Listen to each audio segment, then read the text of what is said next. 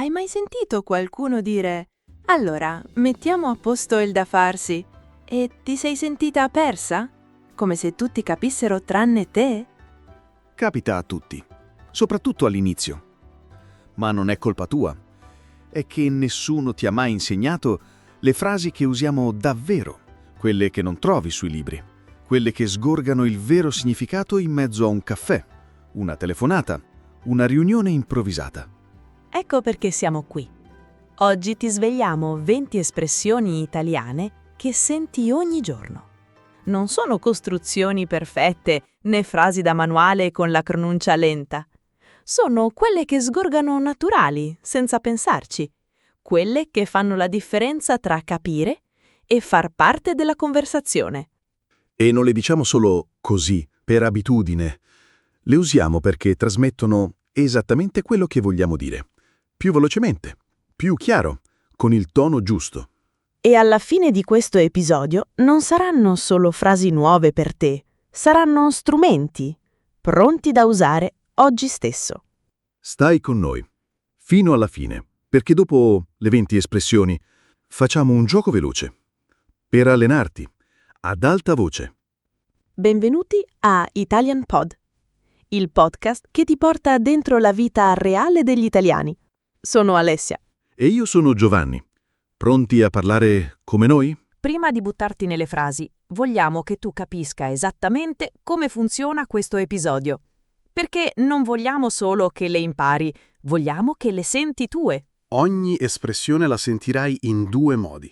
Prima così com'è, nella sua forma naturale. Poi ti mostreremo un esempio reale, una situazione che potrebbe accadere domani nella tua vita. Dopo ogni esempio faremo una breve pausa. 3 secondi, niente di più.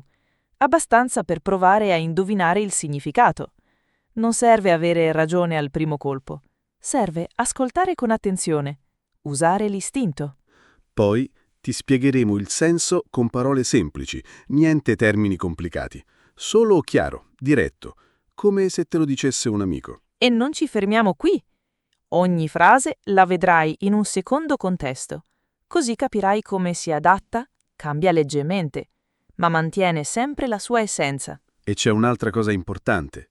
Ogni volta confronteremo l'espressione colloquiale con una versione più semplice, più neutra. Così capirai perché gli italiani scelgono proprio quella e non un'altra. Perché non si tratta solo di dire qualcosa, si tratta di come la dici, del tono, dell'energia, della sfumatura. E alla fine ripeteremo insieme ogni frase, ad alta voce, perché il corpo impara con la voce, non solo con l'orecchio. E non preoccuparti se non capisci tutto subito, non devi. L'importante è ascoltare, ripetere, provare. Ogni volta che lo fai, qualcosa dentro di te si sistema. E alla fine di questo episodio ti sentirai più sicuro, più fluido, come se finalmente avessi smesso di tradurre dentro la testa e cominciassi a pensare in italiano. Pronto a iniziare? Allora, andiamo.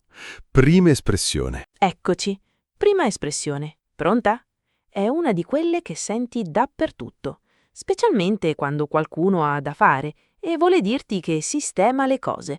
Ecco la frase, mettere a posto, oppure, in modo quasi identico, sistemare.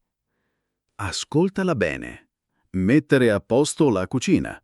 Sistemare le carte. Mettere a posto la questione. Sistemare tutto prima di andare via. Sono verbi semplici, ma usati in un modo che va oltre il fare. Non è solo fare qualcosa, è risolvere, chiudere, organizzare in modo definitivo. Ora prova a indovinare. Immagina che un amico ti scrive «Scusa se non ti ho risposto, ieri ho messo a posto casa e la posta». Cosa pensi che abbia fatto? Esatto. Non ha solo dato una pulita, ha sistemato, ha chiuso, ha portato ordine. Forse ha lavato i piatti, svuotato la posta, messo via la roba, ma soprattutto ha finito. Non c'è più niente in sospeso. È questa la chiave.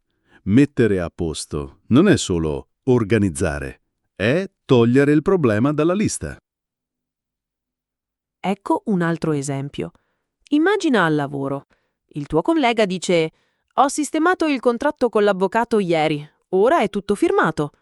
Non ha detto: «Ho fatto il contratto», ha detto: «Ho sistemato». Perché? Perché non ha solo compilato, ha risolto, ha chiuso la pratica, ha tolto un peso. Ed ecco la differenza con una frase più neutra. Se dico «ho fatto le faccende» è generico, ma se dico «ho messo a posto casa» trasmetto molto di più. Trasmetto che è finito, che posso andare avanti, che non devo più pensarci. È una sfumatura piccola ma potentissima. E non si usa solo per le cose fisiche. Puoi dire: «Devo mettere a posto una questione con la banca».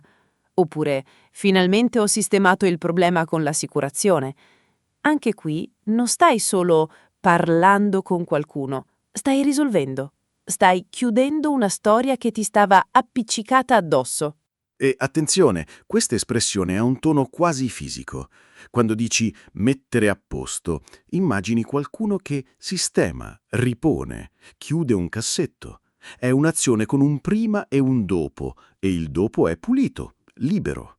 Prova a confrontarla con una versione più semplice. Immagina: «Oggi devo fare la lavanderia». Va bene, ma è vago. «Oggi devo mettere a posto la lavanderia». Qui c'è un obiettivo chiaro: finire. Appendere, piegare, riporre e basta. È la differenza tra «ho da fare» e «ho da chiudere». E puoi usarla anche in senso più ampio. Per esempio, dopo le vacanze devo mettere a posto la testa. Oppure, quando sistemo un po' le idee, ti chiamo. Qui non stai sistemando oggetti, stai organizzando il pensiero. Ma il verbo è lo stesso. Perché?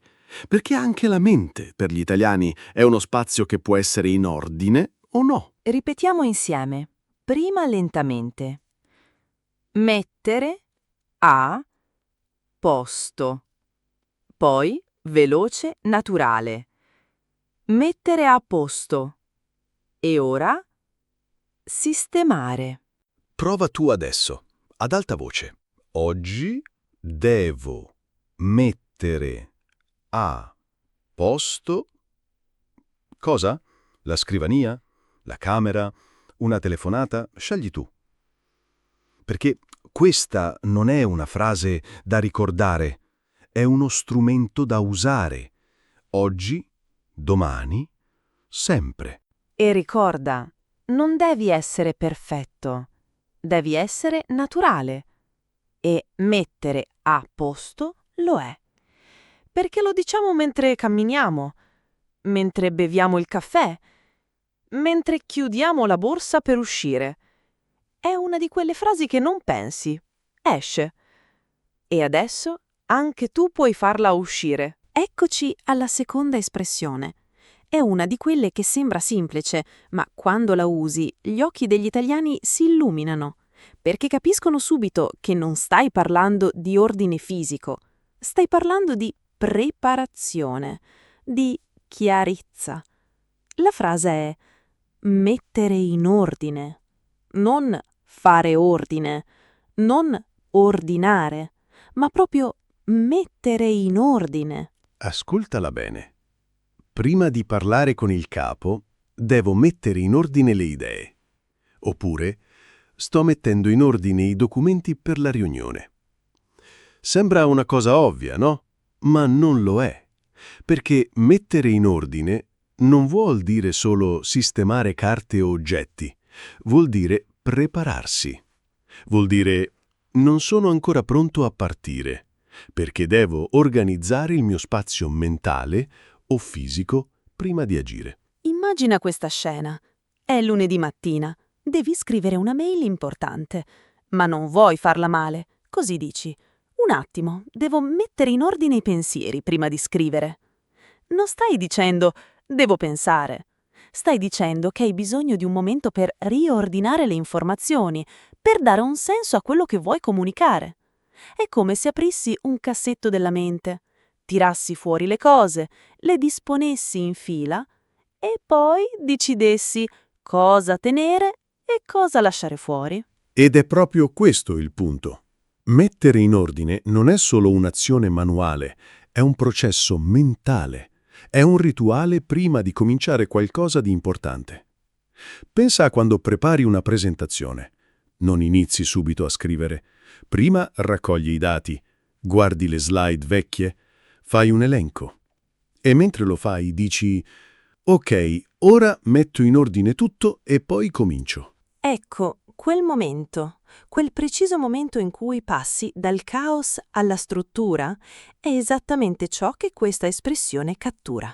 Non è fare, è preparare il terreno. E puoi usarla con qualsiasi cosa: pensieri, documenti, priorità, emozione.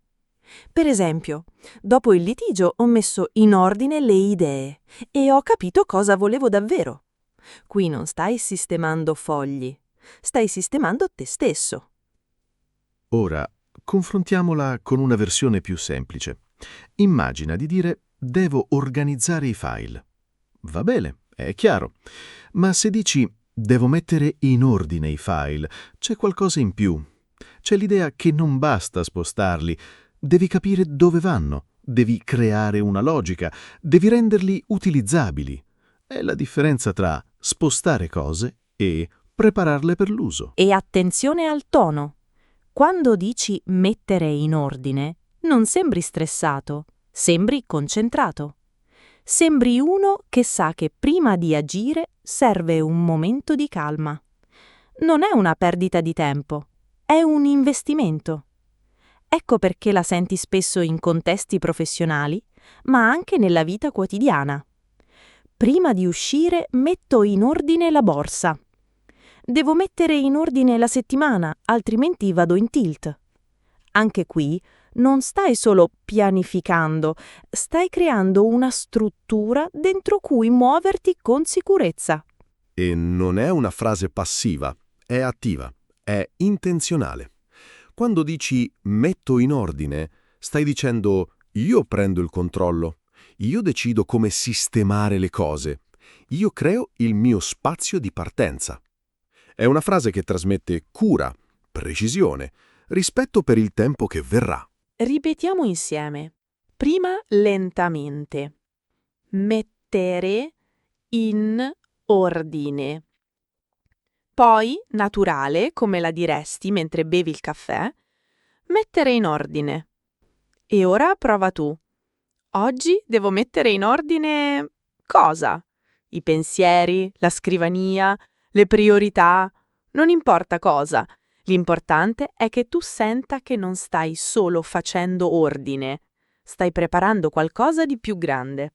E ricorda, non devi finire per usarla bene, devi iniziare. Perché ogni volta che la pronunci, ti avvicini un po' di più a quel modo di pensare, più ordinato, più consapevole, che gli italiani usano senza accorgersene. E adesso anche tu puoi farlo. Terza espressione. E questa è una di quelle che ti fa sentire parte del gruppo, perché non la dice chi legge il manuale, la dice chi è dentro la partita. La frase è il piano di battaglia. Sì, proprio così, come in guerra. Ma ovviamente non stiamo parlando di sparare, stiamo parlando di una giornata normale, di un progetto, di un weekend con gli amici. Ascolta come suona. Allora, qual è il piano di battaglia per oggi? Oppure, ok, il piano di battaglia è chiaro, finiamo questo entro le 5, poi si stacca. Sembra esagerato? Forse. Ma in Italia no. Perché quando dici piano di battaglia non stai scherzando. Stai dicendo che hai un obiettivo, che sai cosa serve fare e che sei pronto a muoverti con precisione. Immagina di essere in ufficio, prima di una scadenza importante. Qualcuno entra e chiede: «Ma abbiamo un'idea di come procedere?» E tu rispondi: «Sì, il piano di battaglia è questo. Prima i dati, poi la presentazione, poi la mail al cliente. Niente improvvisazione». Non stai dicendo «questo è il programma». Stai dicendo che c'è una strategia, che ogni passo conta, che non si va avanti senza sapere dove si va. Ed è proprio qui la forza di questa espressione. Non è neutra, ha energia, ha intenzione. Quando dici piano di battaglia, trasmetti che non stai fluttuando, sei in controllo. Hai pensato, hai organizzato e ora agisci. E non si usa solo al lavoro, la senti anche tra amici. Ok, qual è il piano di battaglia per stasera? Aperitivo alle 8, poi si cerca un posto dove cenare. Anche qui non stai dicendo cosa facciamo.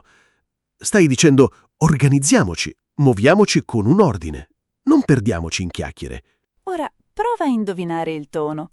Immagina che qualcuno dica: il programma è andare in centro e basta. Sembra vago, sembra aperto a tutto e a niente. Ma se dice: il piano di battaglia è entrare in quel negozio, prendere il regalo e poi filare via prima che piova. Qui c'è determinazione, c'è un obiettivo preciso e c'è un nemico: il tempo o la pioggia o il caos. Ecco perché questa espressione funziona così bene. Ti dà un senso di controllo su una giornata che potrebbe sfuggirti di mano. Puoi usarla per una riunione, per un viaggio in auto, per una giornata in cui devi fare 1000 cose. Oggi ho il piano di battaglia. Appuntamento alle 10, poi la banca, poi recupero il bimbo, poi pranzo. Se tutto fila liscio, nel pomeriggio respiro. Non è una lista, è un piano d'azione. E attenzione, non è solo una frase divertente, ha un peso. Quando la usi, gli altri capiscono che tu non stai perdendo tempo. Per esempio, se un collega dice: non so, vediamo un po', e tu rispondi: ok, ma intanto mettiamo giù un piano di battaglia minimo, così non andiamo in giro a vuoto. In quel momento diventi il punto di riferimento, perché dai struttura a qualcosa che rischia di diventare caos. Confrontiamola con una versione più semplice. Se dico: questo è il programma, è informativo, va bene, ma non emoziona. Se dico: questo è il piano di battaglia, attivo qualcosa in più. Attivo l'attenzione, la concentrazione, il senso di missione. È la differenza tra questo è quello che faremo e questo è quello che dobbiamo fare e lo faremo bene. Ripetiamo insieme, prima con calma. Il piano di battaglia. Poi naturale, come lo diresti mentre ti allacci la giacca per uscire. Il piano di battaglia è chiaro. Ora prova tu. Oggi il mio piano di battaglia è... cosa? Finire un progetto? Organizzare una cena? Affrontare una giornata piena? Non serve che sia epico, basta che tu lo dica con convinzione. Perché anche le giornate normali meritano una strategia. Quarta espressione. E qui cambiamo registro, perché siamo entrati nel territorio delle cose che non vogliamo fare, ma che dobbiamo fare lo stesso. Quelle pratiche, quelle telefonate, quei compiti che ti pesano sullo stomaco come un caffè freddo a mezzogiorno. La frase è sbrigare, oppure, in modo simile, occuparsi di. Ma non è come dire fare qualcosa, è più specifico, è più pesante. Ascoltala nel contesto. Devo sbrigare la richiesta al comune. Oggi mi occupo io di chiamare l'assicurazione. Non stai dicendo vado a fare una telefonata. Stai dicendo affronto una cosa noiosa, una cosa che richiede pazienza, una cosa che, se non faccio, rimane lì e peggiora. È una parola che porta con sé un sospiro, ma anche una decisione. Immagina di avere una bolletta da pagare. Sai che scade oggi, sai che se aspetti ti arriva la mora, ma non hai voglia. Allora dici: ok, la sbrigo subito, 5 minuti e non ci penso più. Non stai dicendo la pago, stai dicendo che la chiudi, che la togli dal tavolo, che la risolvi, anche se non ti piace. È una parola di responsabilità, di dovere, ma anche di sollievo. Ecco un altro esempio. Sei in ufficio. Il collega ti chiede: hai parlato con il fornitore? Tu rispondi: no, ma ci penso io, lo sbrigo oggi pomeriggio. Non stai promettendo solo di chiamare, stai promettendo di chiudere, di non lasciare la cosa in sospeso, di non farla diventare un problema per qualcun altro. C'è un senso di me ne assumo io la responsabilità. E puoi usarla anche in contesti più leggeri, ma sempre con lo stesso sottotono. Devo sbrigare la spesa prima che chiuda il negozio. mi occupo io di sbrigare i biglietti per il concerto. Anche qui non stai solo comprando, stai risolvendo una questione logistica, stai togliendo un ostacolo tra te e la serata libera. Ora, fai attenzione alla sfumatura emotiva. Quando dici sbrigare, non stai parlando di qualcosa di piacevole, stai parlando di un compito, di una pratica, di una di quelle cose che fai non perché ti divertono, ma perché devi. Per questo ha un peso diverso rispetto a fare. Se dico oggi devo fare una telefonata, sembra neutro. Forse è una chiacchierata, forse è una richiesta semplice. Ma se dico oggi devo sbrigare una telefonata, tutti capiscono che non è una passeggiata. È una di quelle chiamate con gli uffici pubblici, con il call center, con qualcuno che non risponde mai. È una battaglia piccola ma reale. E non è solo una questione di verbo, è una questione di atteggiamento. Quando dici sbrigo, stai dicendo non la rimando, non la ignoro, la affronto, velocemente, senza drammi, e poi vado avanti. È una parola da adulti, da persone che sanno che la vita è fatta anche di queste piccole vittorie quotidiane. Pensa a quando vai dal medico e devi richiedere un certificato. Non dici vado a fare il certificato. Dici devo sbrigare il certificato. Perché sai che ci vuole tempo, che probabilmente devi aspettare, che magari ti chiedono dei documenti che non hai. Ma tu vai lo stesso. Perché sbrigare significa lo faccio anche se è scomodo. E c'è un'altra cosa. Quando usi sbrigare, dai per scontato che l'interlocutore capisca il peso della cosa.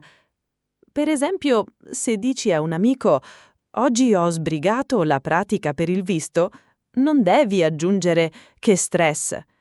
Lui già sa che hai passato ore al telefono, che hai riempito moduli, che hai mandato email senza risposta. La parola stessa contiene tutta quella fatica. Ripetiamo insieme. Prima lentamente. Sbrigare. Poi naturale, come la diresti mentre guardi l'orologio. Devo sbrigare questa cosa prima di pranzo. E ora prova tu. Oggi devo sbrigare cosa? Una telefonata? Una richiesta? Una scadenza? Non importa quanto piccola. Quando la chiami una cosa da sbrigare, diventa importante. Perché è qualcosa che hai deciso di chiudere. E non serve che tu la ami, basta che tu la fai. E quando la fai, con questa parola, la trasformi da problema in azione. Eccoci alla numero 5. E questa è una di quelle frasi che ti salva la giornata, letteralmente, perché riguarda una cosa che conosciamo tutti, quel peso piccolo ma fastidioso che ti parti dietro nella testa, quella cosa che devi fare ma che non hai voglia di fare. E più la rimandi, più cresce, diventa un pensiero fisso, una specie di rumore di fondo. La frase è togliersi il pensiero. Non fare una cosa, non ricordarsi di farla, ma proprio togliersi il pensiero, come se fosse un oggetto che hai in testa e finalmente lo butti fuori. Ascoltala nel contesto.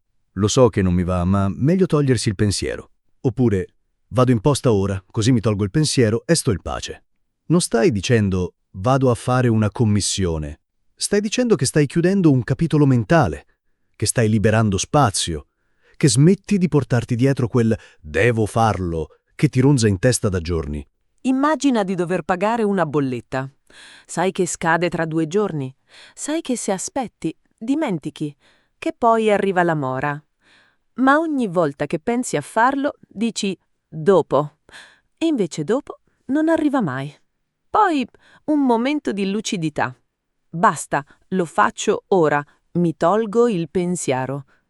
E in quel preciso istante non stai solo pagando, stai spegnendo un allarme mentale. È una frase che ha un sapore quasi fisico. Quando la dici, senti un piccolo sollievo, un respiro più profondo. Perché non è solo l'azione che conta, è il prima e il dopo. Prima, tensione. Dopo, pace. E non si usa solo per cose noiose. Puoi usarla anche per cose un po' scomode, tipo andare dal dentista, fare una telefonata imbarazzante o mandare un messaggio che non sai come arriverà. Lo chiamo stasera. Tanto prima o poi devo farlo. Tanto vale togliersi il pensiero. Ecco, in quel momento non stai parlando di coraggio, stai parlando di pragmatismo, di intelligenza emotiva, perché sai che più aspetti, più il pensiero si gonfia, e più il pensiero si gonfia, più ti costa in ansia, in energia, in tempo mentale. Quindi lo fai, subito, non perché ti piace, ma perché ne vale la pena. Ora, confrontiamola con una versione più neutra. Se dico oggi devo pagare la bolletta, è un'informazione. Fine. Ma se dico oggi mi tolgo il pensiero della bolletta, trasmetto molto di più. Trasmetto che so che era un peso, che l'ho affrontato e che ora sono libero. È la differenza tra ho fatto una cosa e ho ripreso il controllo della mia testa. E puoi usarla anche in contesti più leggeri, ma sempre con lo stesso effetto liberatorio. Per esempio, ho visto che il film è uscito, lo guardo stasera. Tanto prima o poi lo devo vedere, meglio togliersi il pensiero. Anche qui, non stai dicendo lo guardo perché mi va. Stai dicendo lo guardo per non doverci pensare ogni volta che ne parlano. Attenzione al ritmo della frase. Quando la dici, c'è sempre una pausa prima. Un respiro. Un va bene, basta. Non è una frase entusiasta, è una frase determinata. Va bene, mi tolgo il pensiero del CV. Lo aggiorno ora e poi non ci penso più per un mese. E in quel momento non sei più schiavo della tua lista. Sei tu che decidi quando chiudere. E non è solo una questione di produttività, è una questione di benessere. Perché ogni pensiero che rimandi è un piccolo debito emotivo. E togliersi il pensiero è il modo che gli italiani hanno trovato per pagarlo in fretta, senza drammi, senza preparazione, solo faccio e basta. Ripetiamo insieme, prima con calma. Togliersi il pensiero. Poi naturale, come lo diresti mentre prendi il telefono. Ora mi tolgo il pensiero. Adesso prova tu, ad alta voce. Oggi mi tolgo il pensiero di cosa? Una mail? Una telefonata? Un messaggio? Non importa quanto piccola la cosa, quando la chiami togliermi il pensiero, la trasformi in un atto di libertà. E ricorda, non devi essere perfetto, devi solo agire. E ogni volta che lo fai, con questa frase, ti ricordi che puoi scegliere di stare meglio, anche con le cose più banali. Andiamo avanti? Prossima espressione. Sesta espressione.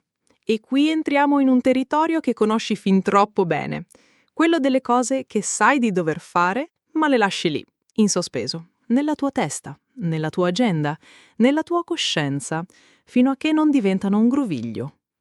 La frase è rimandare. E non è come dire fare dopo, è molto di più. È un verbo che pesa, perché dentro c'è la consapevolezza che stai scegliendo di non agire. Ora. Ascoltala nel contesto. Ho rimandato l'appuntamento con il dentista per l'ennesima volta. Oppure, non rimandare sempre, poi ti ritrovi con tutto da fare in un giorno solo. Non stai dicendo lo faccio domani, stai dicendo che hai già spostato, più volte, che c'è un pattern, che c'è una storia tra te e quella cosa che non vuoi affrontare. È una parola che porta con sé un po' di colpa, ma anche una verità. Immagina di dover sistemare le tasse. Lo sai che devi farlo, lo sai che c'è una scadenza, ma ogni volta che ci pensi dici «Oggi non è il giorno giusto, sono stanco, lo faccio quando ho più tempo». E invece il tempo non arriva mai. E tu, piano piano, lo rimandi. Fino a che non diventa «Ok, ho rimandato troppo, devo chiuderla oggi». In quel momento non stai solo cambiando programma, stai ammettendo qualcosa, che hai evitato, che hai aspettato, che hai sperato che la cosa sparisse da sola. Ed è proprio questo il punto. Rimandare non è neutro. Ha un'ombra. Se dico faccio la riunione domani, è informativo, va bene. Ma se dico ho rimandato la riunione, tutti capiscono che c'è un motivo. Che forse non ero pronto, che forse avevo paura, che forse non sapevo cosa dire. Non è solo un cambio di data, è un segnale che qualcosa non andava. E puoi usarlo anche in contesti più leggeri, ma sempre con lo stesso sottotono di ritardo volontario. Per esempio, volevo chiamare mia zia da settimane, ma continuo a rimandare. Qui non stai dicendo non ho avuto tempo, stai dicendo ho scelto di non farlo. E magari ti senti un po' in colpa, ma lo ammetti. Perché rimandare è una confessione. Attenzione anche alla frequenza. Quando usi rimandare, spesso aggiungi un dettaglio temporale che ne evidenzia il peso. L'ho rimandato 3 volte. Ancora una volta ho rimandato. Sto rimandando da settimane. Questi non sono dati casuali, sono prove. Mostrano che non è la prima volta, che è un'abitudine, che è un blocco. E non è solo una questione di pigrizia. A volte rimandi perché hai paura del risultato, perché non ti senti all'altezza, perché sai che dopo quella telefonata o dopo quel compito le cose cambieranno e allora, inconsciamente, ti fermi.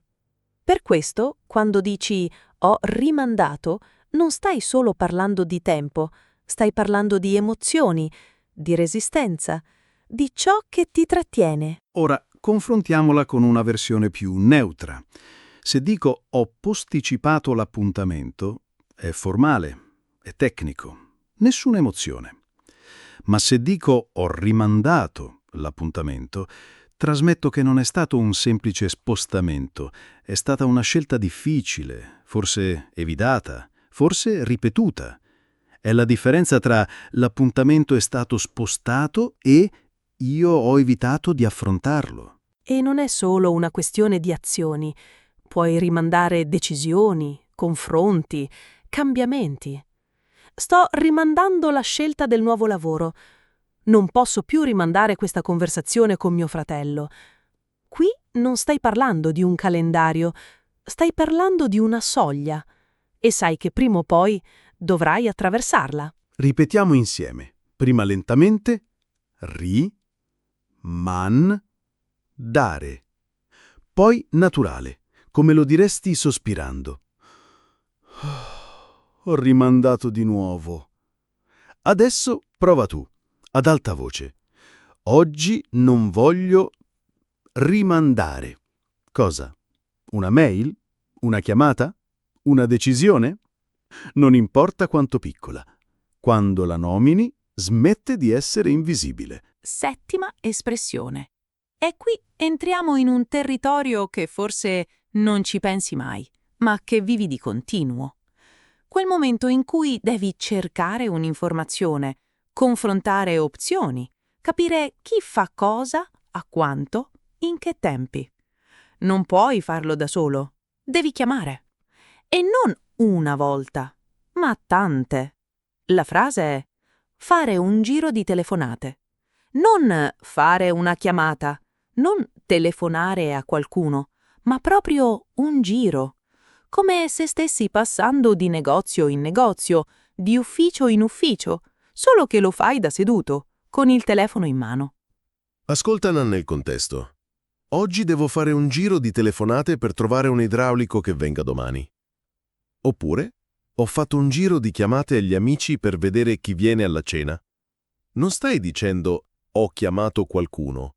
Stai dicendo che hai perlustrato, che hai raccolto dati, che hai messo a confronto. È un'azione sistematica, non casuale. E non è solo pratica, è strategica. Immagina di dover organizzare un evento. Non puoi decidere il posto senza sapere disponibilità, prezzi, menù. Allora dici, ok, domattina faccio un giro di telefonate ai ristoranti del centro. Non stai andando di persona, ma stai facendo qualcosa di molto simile. Stai toccando più punti, uno dopo l'altro, per raccogliere le informazioni giuste. È come un sopralluogo virtuale. E non si usa solo per lavoro. La senti spesso anche nella vita privata. Per esempio, voglio cambiare operatore telefonico. Prima faccio un giro di chiamate per capire le offerte. Qui non stai parlando con uno. Stai parlando con 3, 4, forse 5. E ogni chiamata ti dà un pezzo del puzzle. E quando finisci non hai solo un nome. Hai una scelta informata. Ora prova a sentire la differenza di ritmo.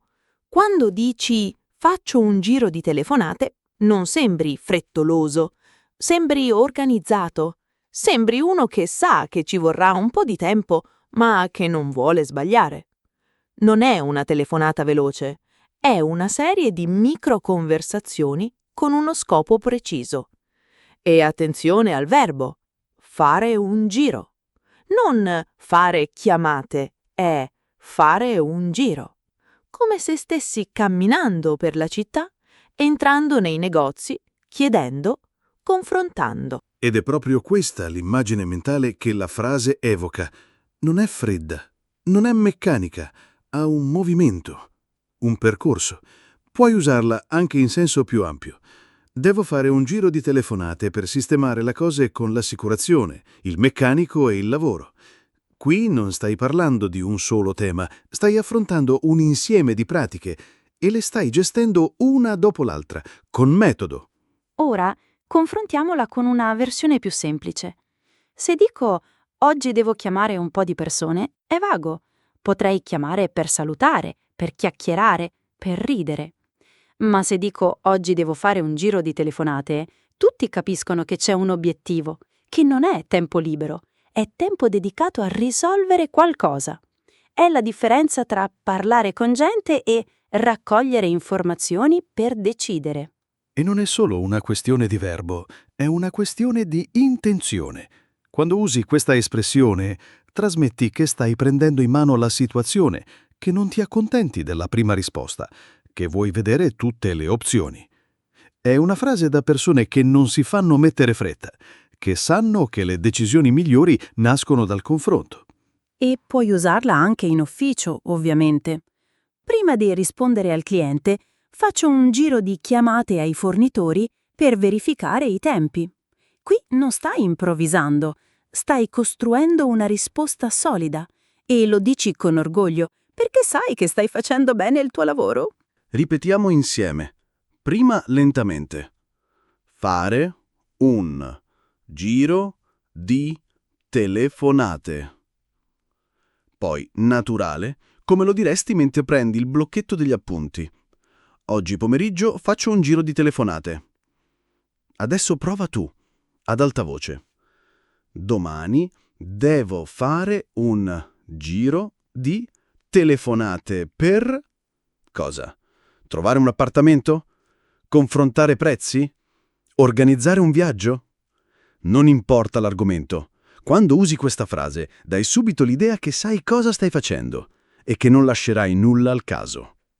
Ottava espressione. E qui cambiamo prospettiva, perché siamo passati dal pensare alle cose da fare al muoverci fisicamente. Al momento in cui spegni il computer, chiudi la borsa, ti metti le scarpe e dici «ora vado». Ma non dici «vado». Usi una parola che ha dentro l'urgenza, l'azione, il movimento vero. La frase è «muoversi», oppure, in modo più diretto, «uscire». Ma non è come dire «andare da qualche parte», è molto più immediato.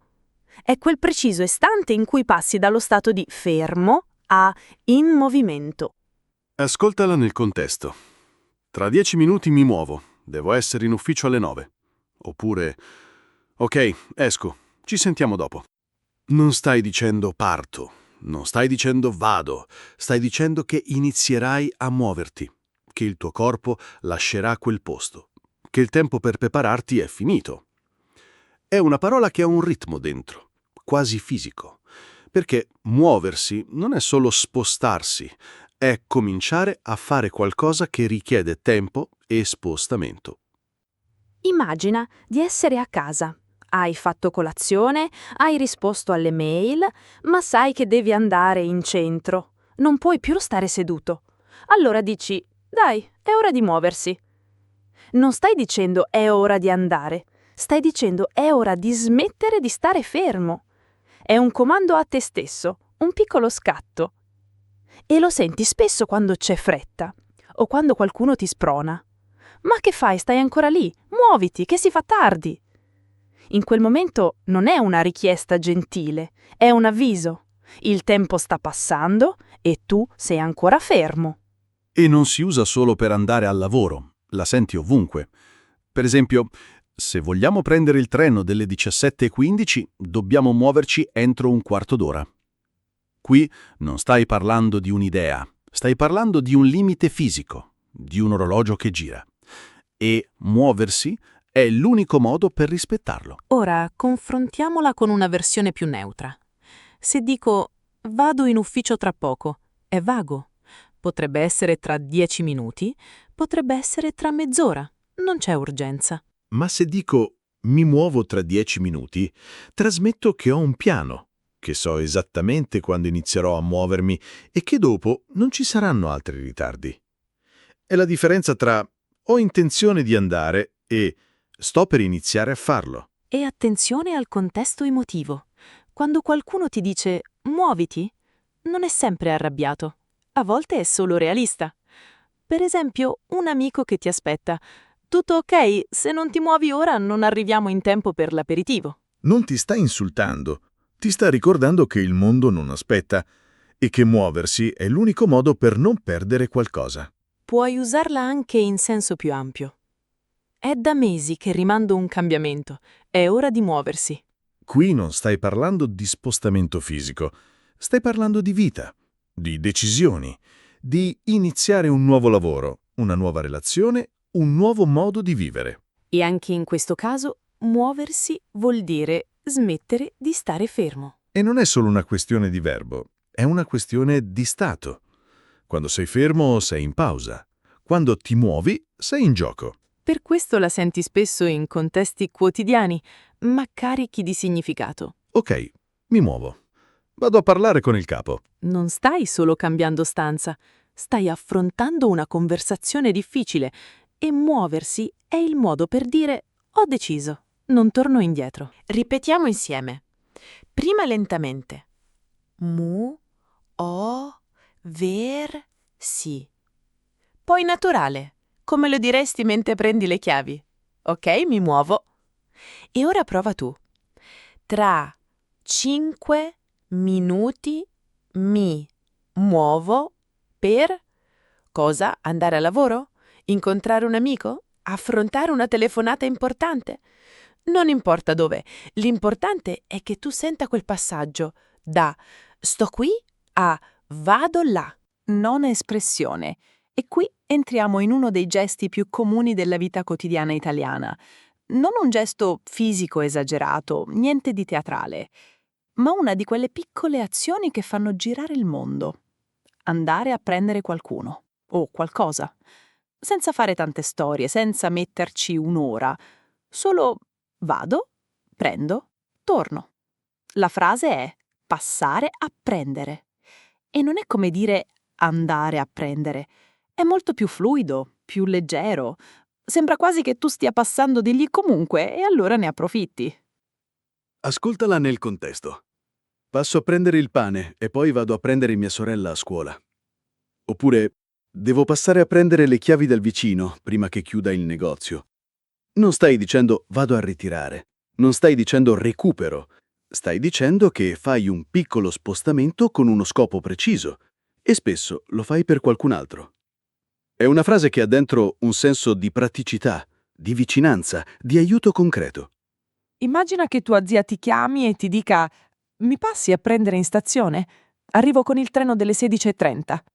Non stai organizzando un trasferimento, non stai noleggiando un'auto, stai solo facendo un piccolo giro, ma per lei è fondamentale. E tu, mentre guidi, non pensi «che sforzo», pensi «ok, passo a prenderla e torniamo a casa. È un gesto normale, ma carico di significato.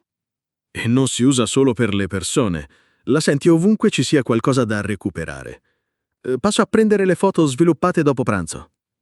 Ho passato a prendere il pacco all'ufficio postale mentre tornavo dal lavoro.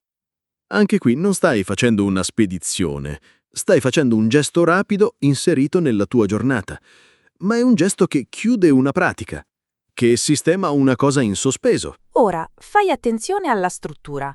Non si dice vado a prendere il caffè, si dice passo a prendere il caffè. Perché? Perché passare dà l'idea che non sia il tuo obiettivo principale. È un'azione secondaria, ma necessaria. È come se la tua giornata fosse un percorso e tu inserissi una fermata lungo la strada. E puoi usarla anche in contesti più ampi, dove prendere non è fisico. Per esempio, passo a prendere mia figlia a calcio. Chiaro, diretto. Ma anche passo a prendere un po' di verdure dal mercato. Ne approfitto che sono di là. Qui non stai facendo la spesa principale, stai colmando un vuoto, stai risolvendo un bisogno piccolo ma urgente. Ora, confrontiamola con una versione più neutra. Se dico vado a prendere il pane, è corretto, ma suona un po' meccanico, come se fosse l'unica cosa che farai. Ma se dico passo a prendere il pane, trasmetto che è inserito nel flusso della giornata, che non è un evento, è un dettaglio. È la differenza tra sto andando a fare qualcosa e ne approfitto mentre sono in giro. E non è solo una questione di verbo, è una questione di prospettiva. Quando usi passare a prendere, dai per scontato che l'ascoltatore capisca che non stai facendo un viaggio speciale, stai semplicemente integrando un'azione nel tuo movimento. Per questo la senti spesso tra amici, familiari, colleghi. Ti lascio a casa e poi passo a prendere il bimbo. Ok, io passo a prendere il vino, tu porti i piatti? Sono frasi di coordinamento, di vita condivisa. E c'è un'altra variante molto usata: dare un passaggio. Non è esattamente la stessa cosa. Qui non stai andando a prendere qualcosa, stai offrendo un trasporto. Ti do un passaggio? Abito vicino a te. Oppure, non tornare in autobus, ti do un passaggio io. Anche qui non stai proponendo un servizio, stai facendo un gesto semplice, ma che fa la differenza. Ripetiamo insieme. Prima lentamente. Passa a prendere. Poi naturale, come lo diresti mentre prendi le chiavi. Passo a prendere il caffè e torno. Adesso prova tu, ad alta voce. Più tardi passo a prendere cosa? Il pane? Un amico? Il pacco? Non importa cosa. Quando usi questa frase, dai subito l'idea che sei una persona presente, che sai muoverti nella vita reale, senza drammi, con semplicità. 10ª espressione. E qui cambiamo completamente ritmo, perché siamo passati dalle cose da fare, dai piani, dalle corse, a qualcosa di molto più leggero, di più umano, di più vero. La frase è vediamo come va, oppure in modo un po' più formale, agire a seconda. Ma non stai dicendo non lo so, non stai dicendo non mi interessa, stai dicendo che non vuoi chiudere la porta, che lasci spazio al possibile, che non hai bisogno di controllare tutto. Ascoltala nel contesto. Volevamo andare al lago, ma vediamo come va il tempo. Oppure, non so se riesco a venire sabato, vediamo come va la settimana. Non è una frase di indecisione, è una frase di flessibilità, di realismo. Perché in fondo, quante volte nella vita hai davvero il controllo totale su quello che succederà? Quasi mai. E allora, invece di fingere che tutto sia pianificato, gli italiani dicono «vediamo». Immagina di organizzare un aperitivo con gli amici. Non fissi la data subito, perché sai che qualcuno potrebbe ammalarsi, qualcun altro avere un impegno all'ultimo, Allora dici, ok, fissiamo qualcosa, ma vediamo come va. Non stai rimandando, stai rispettando il flusso delle cose, stai lasciando un po' di aria. In quel vediamo c'è già un'intesa, perché chi ti ascolta sa che non è un no, è un non ancora. E non si usa solo per i piani. La senti spesso anche in momenti più delicati. Per esempio, il medico ha detto che devo fare degli esami, poi vediamo come va.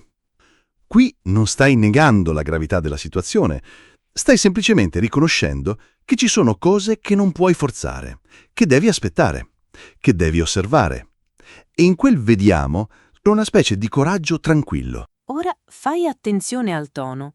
Quando dici vediamo come va, non sembri svogliato, sembri uno che ha capito come funziona la vita, che non si aggrappa ai piani come a un'ancora, ma li tiene con le dita leggere, perché sa che a volte le cose cambiano e va bene così. Puoi usarla anche al lavoro. Abbiamo la proposta, ma vediamo come va con il cliente prima di fare altri passi. Anche qui, non stai dicendo non facciamo niente, stai dicendo aspettiamo un segnale. Ora, confrontiamola con una versione più rigida. Se dico deciderò lunedì, sembra che abbia già in mente un momento preciso, che ho un controllo totale, ma se dico vediamo come va lunedì, trasmetto che so che il lunedì potrebbe portare novità, imprevisti, cambiamenti, e che sarò lì, pronto a reagire. È la differenza tra io decido e io osservo e adatto. E non è solo una questione di pianificazione, è una questione di mentalità. Perché vediamo come va non è una scusa, è una scelta. Una scelta di non stressarsi troppo, di non pretendere di sapere tutto, di accettare che la vita ha un suo ritmo e a volte devi solo aspettare il momento giusto. Puoi usarla anche in senso più ampio. Con questo nuovo lavoro, vediamo come va. Magari alla svolta, magari no, ma ci provo. Qui non stai nascondendo la speranza, la stai proteggendo, perché sai che se ti aggrappi troppo a un risultato, rischi di soffrire troppo se non arriva. E allora dici, vediamo, come un modo per andare avanti senza paura. E attenzione, non è passività, è attesa attiva. Tu non stai fermo, tu sei dentro il gioco, ma non forzi. È come quando metti un seme nella terra. Non lo scavi il giorno dopo per vedere se è cresciuto. No, lo annaffi, lo lasci al sole e poi semplicemente vedi come va. Ripetiamo insieme, prima lentamente. Vediamo come va. Poi, naturale, come lo diresti mentre chiudi la finestra. Vediamo come va. Adesso prova tu, ad alta voce. Per il weekend, vediamo come va. Cosa? Il tempo? Il lavoro? Un impegno in sospeso? Non importa. L'importante è che tu senta che non devi avere tutte le risposte. 11ª espressione. E qui entriamo in un gesto così comune, così quotidiano, che quasi non ci pensi mentre lo fai. Non è un viaggio, non è un appuntamento importante, è una di quelle micro uscite che fai mentre vivi. Quando devi solo entrare, fare una cosa veloce e tornare subito indietro. La frase è fare un salto. E non è come dire andare da qualche parte. È molto più leggero, più rapido, più preciso. Ascoltala nel contesto. Faccio un salto in banca e torno. Oppure, posso fare un salto da te dopo le 7? Non stai dicendo vado in banca per un'ora. Stai dicendo che entri, fai quello che devi e sei già fuori. È un'azione breve, precisa, senza cerimonie. E non è solo fisico, è mentale. Perché quando dici faccio un salto, stai comunicando che non ti porterai dietro il tempo. Non ti fermerai a chiacchierare. Non ti perderai in giro. Immagina di dover lasciare un documento in ufficio. Non devi lavorare, devi solo consegnarlo. Allora dici, faccio un salto in ufficio e sono da te. In quel momento chi ti ascolta capisce subito. Non ci metterai molto. non è un impegno, è un dettaglio inserito nel flusso della giornata. Ecco perché questa espressione è potente. Trasforma un'uscita in un gesto quasi invisibile. E puoi usarla ovunque. Faccio un salto dal panettiere, ne approfitto che sono di là. Vado a fare un salto in farmacia, mi serve solo una confezione. Anche qui non stai facendo la spesa, non stai pianificando niente. Stai solo colmando un vuoto, in fretta, senza sforzo. È una frase da persone che sanno muoversi nella città senza stress, che sfruttano i momenti, che non perdono tempo. Ora, fai attenzione al ritmo. Quando dici faccio un salto, non sembri occupato, sembri disponibile. Perché trasmetti che tornerai presto, che non stai scomparendo per ore. Per questo la senti spesso tra amici. Devo uscire un attimo, faccio un salto dal tabaccaio. Torno tra 10 minuti. E in quel 10 minuti c'è già un patto. Non ti lascio solo a lungo. Ora, confrontiamolo con una versione più neutra. Se dico vado in banca, è generico, potrei starci mezz'ora, potrei dover aspettare, potrei uscire e andare da un'altra parte. Ma se dico faccio un salto in banca, trasmetto che è una cosa rapida, che non è un evento, è un gesto. È la differenza tra vado a fare qualcosa e vado a chiudere una piccola pratica. E non si usa solo per negozi o uffici, la senti anche con le persone. Faccio un salto da mia zia, le porto la marmellata. Passo a fare un salto da Luca, gli devo restituire il libro. Qui non stai andando a fare una visita lunga, non stai portando i biscotti, sedendoti, chiacchierando un'ora. Stai entrando, consegnando, salutando, uscendo. È un gesto di affetto, ma veloce, di dovere, ma leggero. E attenzione, al contesto emotivo. Quando usi fare un salto, dai per scontato che l'ascoltatore capisca che non è un impegno formale. Per esempio, se un amico ti dice faccio un salto da te domani, non ti aspetti che porti la valigia, ti aspetti che passi, magari con un caffè in mano, resti 20 minuti e se ne va. E va bene così, perché non tutte le relazioni hanno bisogno di tempo lungo. A volte basta un salto. E puoi usarla in senso più ampio. Faccio un salto al supermercato, mi serve solo il latte. Qui non stai facendo la spesa settimanale, stai risolvendo un bisogno immediato e lo dici con naturalezza, perché sai che è una cosa normale. Ripetiamo insieme. Prima lentamente. Fa, re, un, sal, to. Poi naturale. Come lo diresti mentre prendi le chiavi? Ok, faccio un salto e torno. Adesso prova tu, ad alta voce. Più tardi rifaccio un salto. Dove? In farmacia? Da un amico? In ufficio? Non importa il posto.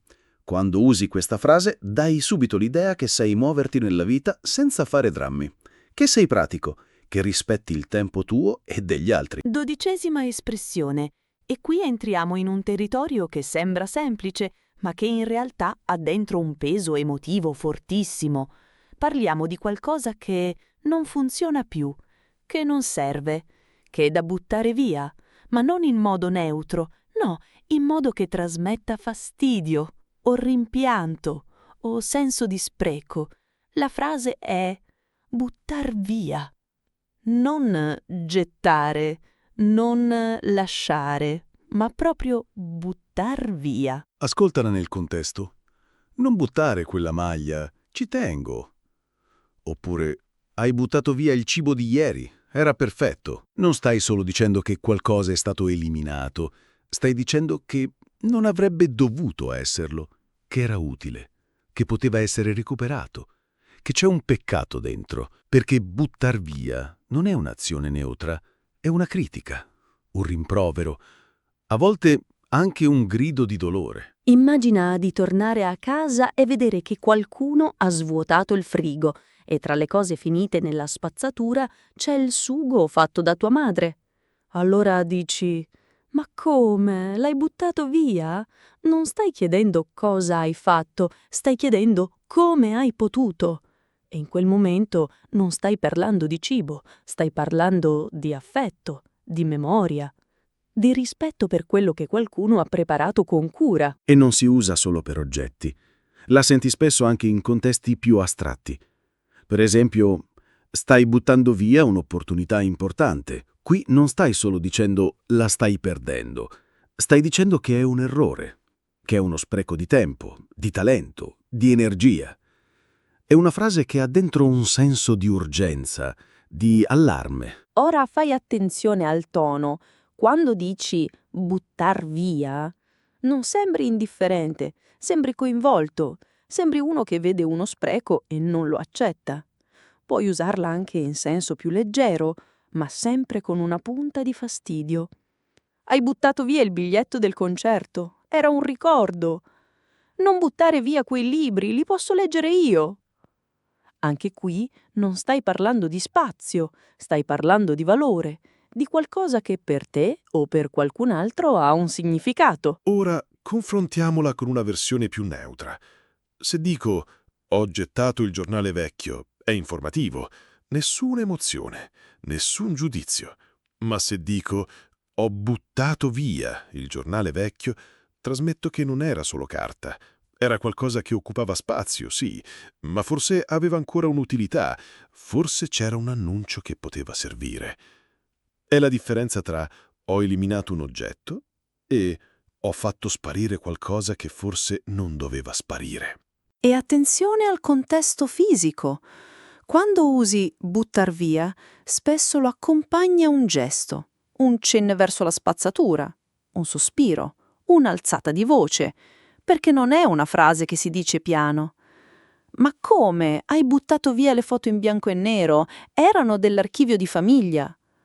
Qui non stai solo rimproverando, stai cercando di far capire il valore di qualcosa che agli altri può sembrare inutile. Puoi usarla anche in senso più ampio, per decisioni importanti. Se non rispondi a quella mail, stai buttando via un'offerta di lavoro. Anche qui non stai dicendo la perderai, stai dicendo che è una scelta attiva di spreco, che non stai agendo e che quel non agire ha conseguenze. È una frase che ti scuote. E non è solo una questione di oggetti, puoi buttar via tempo, energie, relazioni. Continua a rimandare, stai buttando via mesi della tua vita. In quel momento non stai facendo una constatazione, stai lanciando un segnale di preoccupazione, di sincerità, perché quando usi buttar via in contesti così forti, stai dicendo questo non è normale, questo non va bene. Ripetiamo insieme, prima lentamente. Bu, ta, r, vi, a. Poi naturale, come lo diresti con un filo di fastidio. Non buttare via tutto. Adesso prova tu, ad alta voce. Non posso buttare via...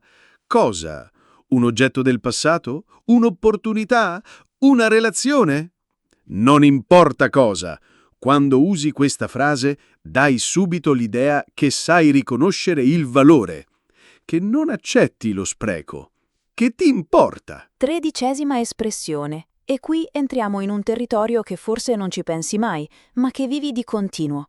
Quel momento in cui non sei solo presente, non stai solo guardando, sei dentro, coinvolto, a volte anche suo malgrado.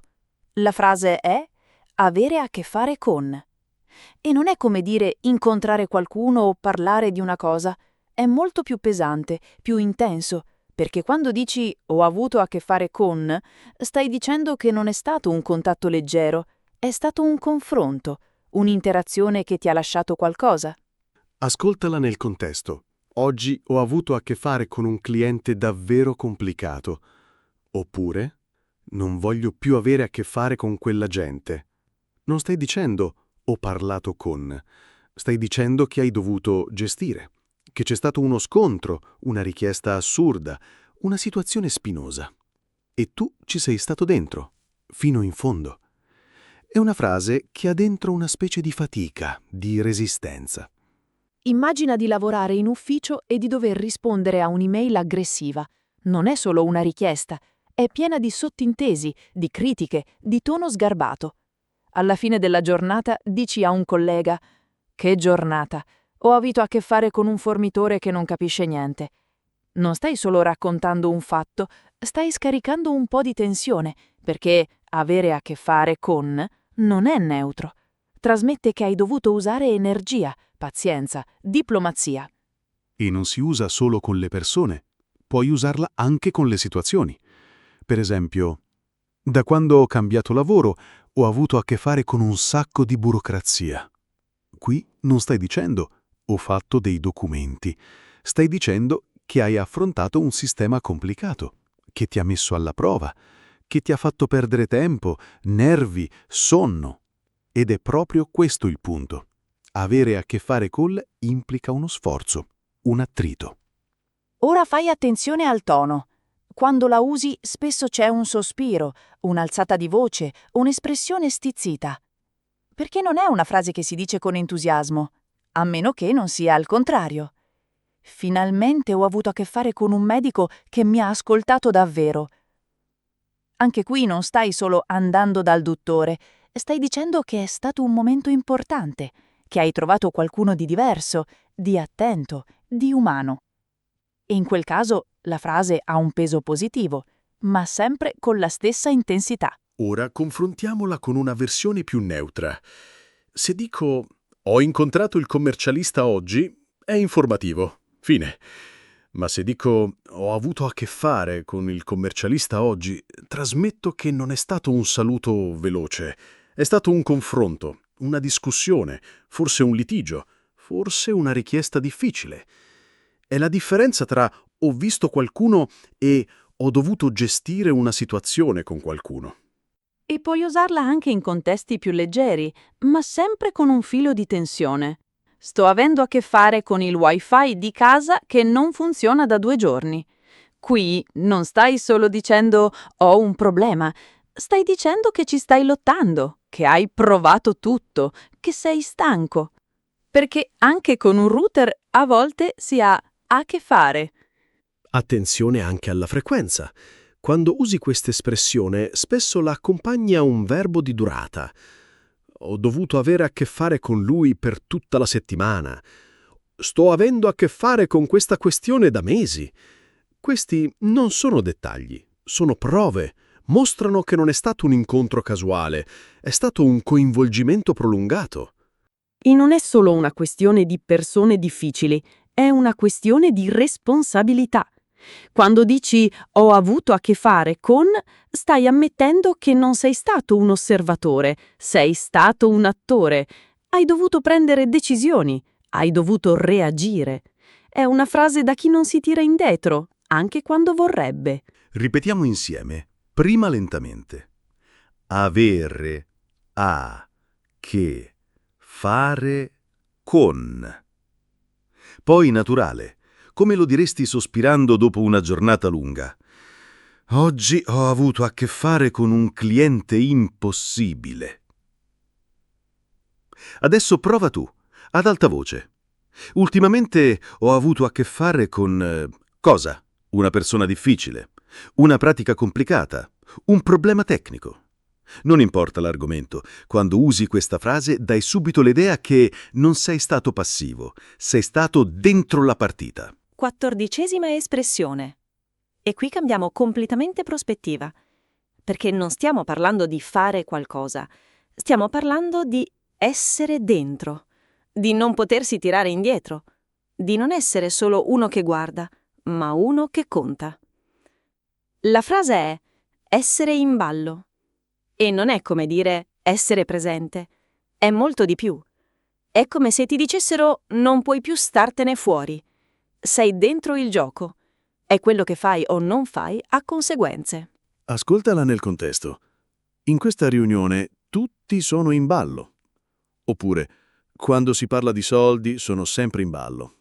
Non stai dicendo ci sono anch'io. Stai dicendo che hai un ruolo, una responsabilità, che non puoi delegare, che se qualcosa va storto anche tu ne risenti. È una frase che ha dentro un senso di coinvolgimento, di partecipazione attiva. Immagina una discussione in famiglia su un viaggio. Non è solo una questione di gusti. C'è il budget, le date, chi porta i bagagli, chi prenota. E tu, anche se vorresti stare fuori, dici: «Senti, sono in ballo quanto te, devo dire la mia». Non stai alzando la voce, stai solo ricordando che non sei un ospite, sei parte del sistema e la tua opinione pesa. E non si usa solo in contesti seri. La senti spesso anche in situazioni più leggere, ma dove c'è comunque un coinvolgimento. Per esempio, non so se voglio andare a quella cena, ma se ci vai tu, sono in ballo anch'io. Qui non stai dicendo vengo perché ti voglio bene. Stai dicendo che se tu ci vai, cambia tutto. Il mio ruolo cambia, la dinamica cambia e io non posso più scegliere di non scegliere. È una frase che parla di interdipendenza. Ora fai attenzione all'immagine mentale. Essere in ballo. Non è un'immagine di lavoro, è un'immagine di movimento, di relazione, di qualcosa che gira e tu ci sei dentro. Come quando sei a una festa e qualcuno inizia a ballare. All'inizio stai fermo, poi qualcuno ti prende la mano e in quel momento non sei più uno spettatore, sei in ballo. Ed è proprio così che funziona questa espressione. Puoi usarla anche in contesti professionali, ovviamente. Nel progetto di ristrutturazione non è solo il capo che decide, tutti i dipendenti sono in ballo. Qui non stai dicendo siamo coinvolti, stai dicendo che ognuno ha un peso, che se uno sbaglia, l'effetto si sente su tutti. È una frase che crea responsabilità condivisa. Ora confrontiamola con una versione più neutra. Se dico sono presente alla riunione, è un'informazione. Fine. Ma se dico sono in ballo nella riunione, trasmetto che non sono lì solo per ascoltare, sono lì per agire, per decidere, per rispondere. È la differenza tra ci sono e conto. E non è solo una questione di presenza fisica. Può essere in ballo anche se non sei nella stanza. Per esempio, non sono andato all'incontro, ma sono comunque in ballo. È il mio progetto. In quel momento stai dicendo che la distanza non ti salva, la responsabilità ti segue. È una frase che non ti permette di nasconderti. E puoi usarla anche in senso più ampio, per decisioni di vita. Quando si parla di cambiare città, i figli sono sempre in ballo. Qui non stai dicendo sono coinvolti, stai dicendo che le loro esigenze, i loro tempi, le loro emozioni pesano nella bilancia, che non è una scelta solo degli adulti. È una frase che riconosce il valore degli altri. Ripetiamo insieme. Prima lentamente. S, re, in, bal, lo. Poi naturale. Come lo diresti mentre entri in una discussione. In questa storia sono in ballo quanto te. Adesso prova tu, ad alta voce. In questa situazione sono in ballo per che cosa? Per il lavoro, per la famiglia, per un progetto personale. Non importa il contesto. Quando usi questa frase, dai subito l'idea che non stai passando inosservato, che hai un ruolo, che ti importa. 15ª espressione. E qui entriamo in un territorio che forse non ci pensi mai, ma che in realtà governa gran parte della tua giornata. Non parliamo di fare spazio negli armadi, parliamo di qualcosa di più sottile, di più prezioso, qualcosa che non vedi, ma che senti quando manca. La frase è fare un po' di spazio. E non è solo una questione di oggetti, è una questione di tempo, di energia, di testa, di priorità. Ascoltala nel contesto. Devo fare un po' di spazio nella mia agenda per il progetto nuovo. Oppure, sto cercando di fare un po' di spazio in testa o troppi pensieri. Non stai dicendo libero un'ora. Non stai dicendo svuoto un cassetto. Stai dicendo che stai creando una condizione, che stai preparando il terreno per qualcosa di nuovo. È una frase che ha dentro un senso di intenzionalità, di cura. Immagina di dover iniziare un nuovo corso. Sai che ti servirà tempo, concentrazione, ma la tua settimana è già piena. Allora dici, ok, devo fare un po' di spazio. Cancello 2 impegni, così ho le serate libere. Non stai solo cambiando la tua agenda, stai facendo una scelta. Stai dicendo che qualcosa di nuovo merita il tuo spazio. E in quel momento non stai solo organizzando, stai rispettando te stesso. E non si usa solo per il tempo, la senti spesso anche nel fisico. Per esempio, faccio un po' di spazio in cucina per i piatti nuovi che arrivano domani. Qui non stai buttando via niente, stai spostando, riorganizzando, decidendo cosa tenere fuori per un po'. Ma il concetto è lo stesso. Prima di mettere qualcosa di nuovo, devi preparare il posto. Ora fai attenzione al tono. Quando dici fare un po' di spazio, non sembri disperato, sembri uno che sa che non puoi mettere tutto dappertutto, che devi scegliere. Puoi usarla anche in senso più emotivo. Voglio fare un po' di spazio nel cuore per una nuova relazione. Sto cercando di fare spazio ai ricordi belli senza cancellare quelli vecchi. Anche qui non stai parlando di un armadio, stai parlando di un processo interiore, di un bilancio tra ciò che hai e ciò che vuoi accogliere. Ora, confrontiamola con una versione più neutra. Se dico libero un'ora nella mia agenda, è pratico, va bene, ma non ha anima. Ma se dico faccio un po' di spazio nella mia agenda, trasmetto che non è solo una cancellazione, è un atto di rispetto per il tempo, per l'impegno che sto per prendere. È la differenza tra ho un buco e ho creato un posto. E non è solo una questione di oggetti o di tempo. Puoi far spazio anche alle persone. Stasera voglio fare un po' di spazio per te. Niente telefono, solo noi 2. In quel momento non stai solo dicendo stare insieme, stai dicendo che hai tolto il rumore, che hai scelto di essere presente. È una frase che dice tu conti abbastanza da meritare spazio vero. Puoi usarla anche in contesti professionali, ovviamente. Per questo progetto dobbiamo fare un po' di spazio nel team. Significa ridistribuire i compiti. Qui non stai dicendo cambiamo le cose. Stai dicendo che c'è qualcosa di nuovo che richiede attenzione. E per dargliela devi spostare qualcos'altro. È una frase da persone che sanno che non puoi fare tutto e che a volte, per andare avanti, devi prima fare ordine.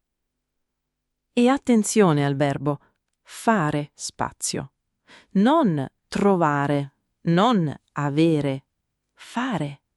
Perché in italiano lo spazio non si trova, si crea, si decide, si costruisce. E quando lo dici, dai per scontato che chi ti ascolta capisca che non è una cosa passiva, è un'azione. Ripetiamo insieme. Prima lentamente. Fare un po' di spazio. Poi naturale, come lo diresti mentre guardi il calendario. Oggi devo fare un po' di spazio per me. Adesso prova tu. Ad alta voce. Voglio fare un po' di spazio per... Cosa? Un nuovo progetto? Una persona? Un momento di pace? Non importa cosa. Quando usi questa frase, dai subito l'idea che sai che il tuo tempo, la tua testa, il tuo cuore non sono infiniti e che ogni cosa nuova merita un posto pensato. 16ª espressione. E qui facciamo un respiro, perché dopo tante frasi su doveri, piani, scadenze e cose da sbrigare, è ora di parlare di qualcosa di diverso, di più leggero, di più umano. La frase è prendersela comoda. E non è come dire fare piano o andare piano, è molto di più. È un atteggiamento, un modo di stare nel tempo. Ascoltala nel contesto. Oggi non ho niente da fare, mi prendo la giornata comoda. Oppure, non preoccuparti, prenditi la tua comoda, l'importante è farlo bene. Non stai dicendo vado piano perché sono stanco, stai dicendo che hai deciso di non correre, che hai scelto di goderti il momento, che il tempo, per una volta, non è nemico. È una frase che ha dentro un senso di pace, di controllo, di libertà. Immagina di svegliarti di domenica. Fuori piove, non hai impegni. Il letto è caldo. Allora ti rigiri e dici: ok, oggi mi prendo la comoda. Non stai procrastinando, non stai scappando. Stai semplicemente scegliendo di non forzare il passo, di non fare tutto subito, di lasciare che le cose arrivino da sole. E in quel momento non stai perdendo tempo, lo stai vivendo. E non si ula solo per i giorni liberi. La senti spesso anche in contesti quotidiani, dove c'è bisogno di respirare. Per esempio, hai tutto il tempo, prenditi la tua comoda con il progetto. Qui non stai dicendo non fare in fretta, stai dicendo non stressarti. Stai dando permesso perché sai che a volte fare bene vuol dire fare con calma. È una frase di sostegno, di fiducia. Ora fai attenzione al ritmo. Quando dici prendersela comoda, non sembri pigro, sembri uno che ha capito come funziona il tempo. Puoi usarla anche in senso ironico, ovviamente. Ma come? Hai consegnato il lavoro alle 3 del pomeriggio? Ti sei proprio preso la comoda, eh? Anche qui non stai criticando, stai scherzando, perché sai che a volte prendersela comoda è una scusa per rimandare, ma lo dici con un sorriso, non con rabbia. Ora, confrontiamola con una versione più neutra. Se dico faccio le cose lentamente, suona quasi come una giustificazione, come se ci fosse qualcosa che non va. Ma se dico mi prendo la comoda, trasmetto che è una scelta, che non sono in ritardo, sono nel mio tempo. È la differenza tra non ce la faccio a fare in fretta e ho deciso di non farlo in fretta. E non è solo una questione di velocità, è una questione di qualità. Per esempio, quando cucino per gli amici, mi prendo la comoda. Niente microonde, niente fretta, solo ingredienti buoni e tempo. Qui non stai solo preparando da mangiare, stai creando un'esperienza. E sai che certe cose non si possono affrettare. Il sugo deve cuocere, il pane deve lievitare. E tu, mentre aspetti, non ti agiti. Ti godi il processo. Puoi usarla anche in contesti più emotivi. Dopo il trasloco, mi sono preso la comoda con le scatole. Le apro quando mi sento pronto. In quel momento non stai parlando di oggetti, stai parlando di adattamento, di cambiamento, di tempo necessario per sentirsi a casa. E prendersela comoda diventa un atto di gentilezza verso se stessi. E attenzione al verbo prendersi la comoda. Non avere comodo, non essere comodo. Prendersi. Perché in italiano questa calma non ti cade addosso. La scegli, la reclami, la porti dentro come un diritto. E quando la usi, dai per scontato che chi ti ascolta capisca che non è una fuga, è un modo di vivere. Ripetiamo insieme. Prima lentamente. Prendersi la comoda. Poi naturale. Come lo diresti mentre ti versi il caffè? Oggi mi prendo la comoda. Adesso prova tu, ad alta voce. In questa situazione mi prendo la comoda perché... cosa? Per il lavoro? Per un impegno? Per un momento di pace? Non importa il contesto. Quando usi questa frase dai subito l'idea che sai ascoltare te stesso, che non ti fai comandare dal cronometro. 17ª espressione. E qui entriamo in un territorio che sembra piccolo, ma in realtà nasconde una sfumatura importante. Parliamo di un gesto breve, sì, ma con un tono diverso, più curato, più rispettoso, meno informale di fare un salto. La frase è fare una capatina, non andare da qualche parte. Non passare un attimo, ma proprio fare una capatina. Ascoltala nel contesto. Faccio una capatina in ufficio per lasciare i documenti.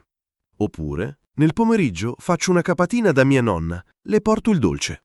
Non stai dicendo vado e torno. Stai dicendo che fai una visita breve, ma con un'intenzione precisa, con cura, con rispetto per il posto o per la persona. È una frase che ha dentro un senso di delicatezza, di attenzione. Immagina di dover consegnare una cosa a un collega. Non devi restare, non devi fare una riunione, devi solo entrare, lasciare il plico, salutare e andare via. Allora dici: faccio una capatina in ufficio, non ci metto più di 10 minuti. Non stai solo spostando un oggetto, stai mantenendo un impegno, stai mostrando che ti importa. E in quel momento non sembri distratto, sembri presente, anche se di fretta.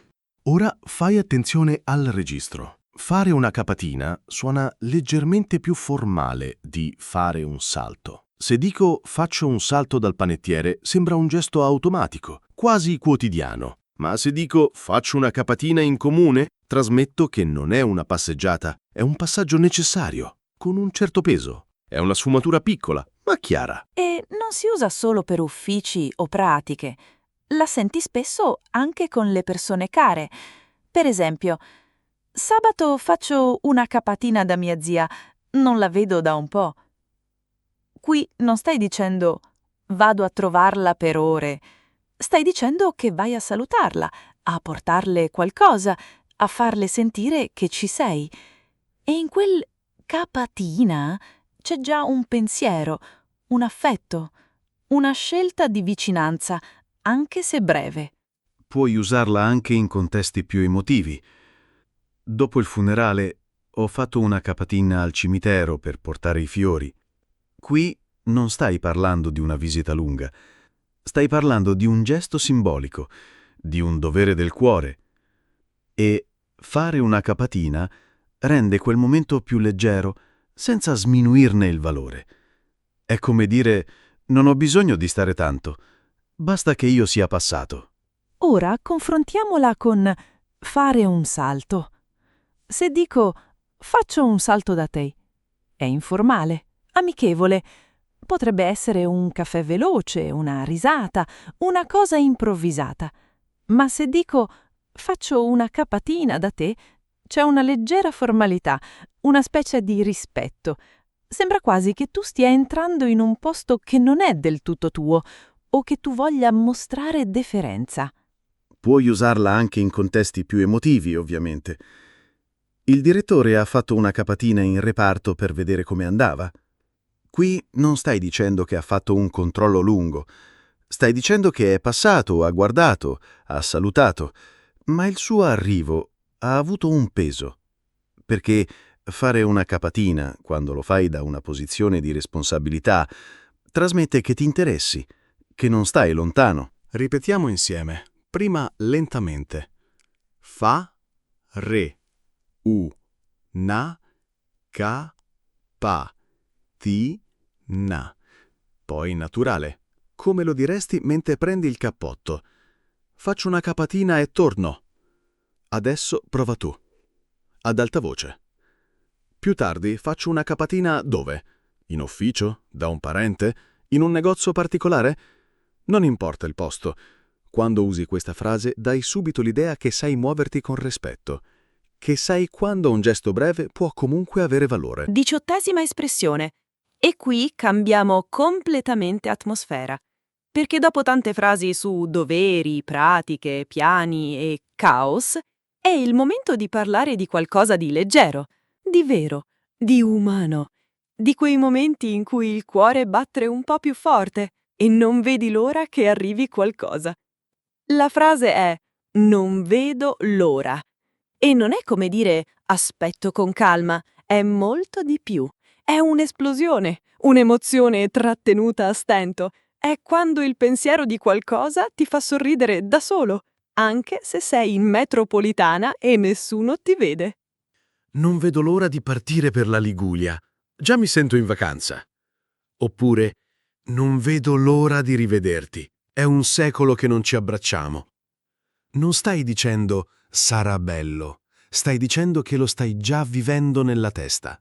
Che ogni volta che ci pensi ti viene una carica. Che il semplice fatto di sapere che accadrà ti tiene su per tutta la settimana. È una frase che ha dentro un'attesa piena di gioia.